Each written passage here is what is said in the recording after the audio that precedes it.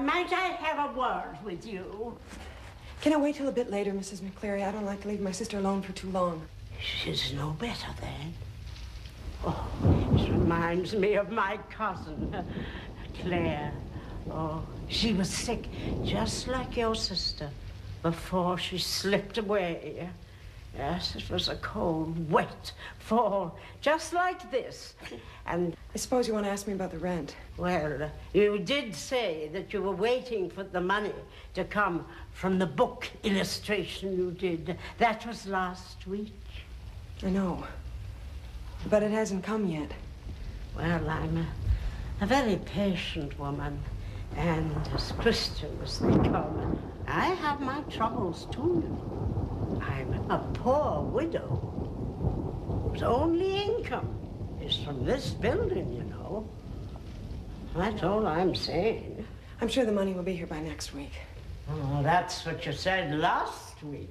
You keep a watch on that sister of yours.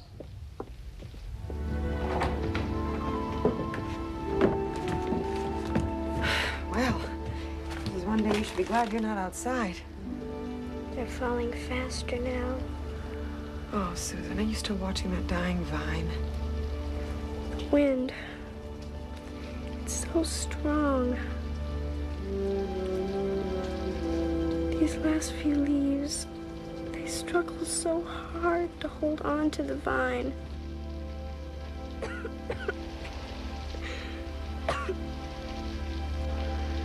But in the end, it doesn't matter.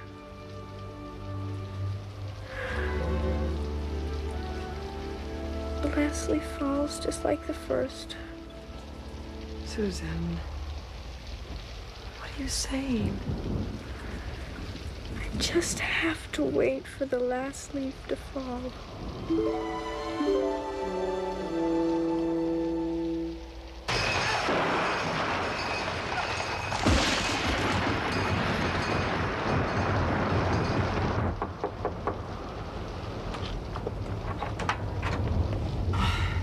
Mr. Verlaine. It's a stormy night. Now is a good time for your lesson? I don't think so, thank you. Susan is worse? Yes, and I can't reach the doctor. Then you are doing all you can do. I have here my poor Paris sketches.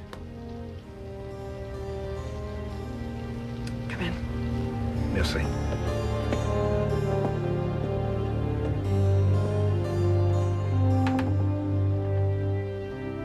This is the opera. When you get to Paris, you'll see. Oh, it's so far away from here. It's so peaceful. Peaceful, not the opera.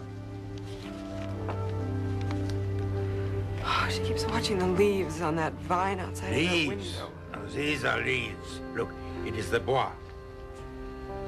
I was sketching Mary.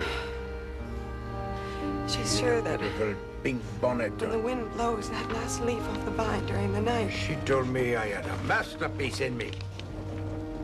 You haven't heard a word that I've said. She's dying. What? She wants to die.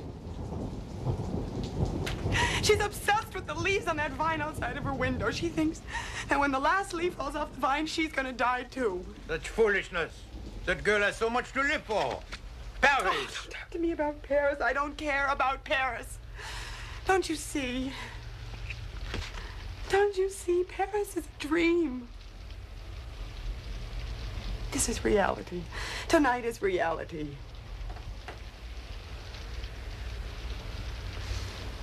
I'm sorry, Mr. Verlaine. I know you're trying to help. You're a kind man.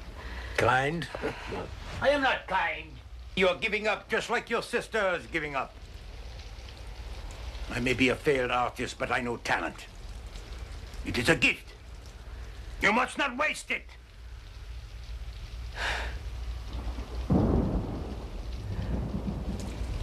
Go call your doctor.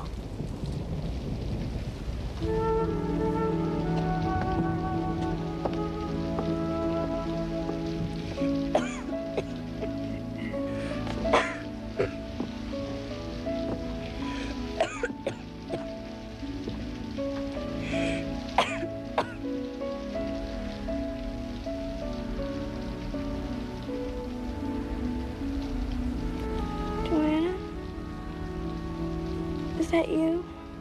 No. It's me, Monsieur Verlaine. You look somewhat improved, my little friend. You lie poorly, Mr. Verlaine. You're young. The whole world lies ahead of you. You must fight. I don't want to fight anymore. I'm tired of being a burden. Don't say that. Why do you let such foolishness come into your head? Look at me. Look at me. I too thought I was a burden on Marie. She thought my art was a gift from God. She was wrong. But you're young. And soon, the two of you will take a trip to Paris. You will study dance, and your sister will paint. You must fight like that vine. Have you noticed how it grows from a crack from the bottom of the wall? Think of that determination. I'd always hoped to capture that vibrance in a painting. Such will to live. Like my Marie. But Marie died. And Mother and Father died. And after struggling through that wall, the vine will die. Susan, you must not be afraid to live.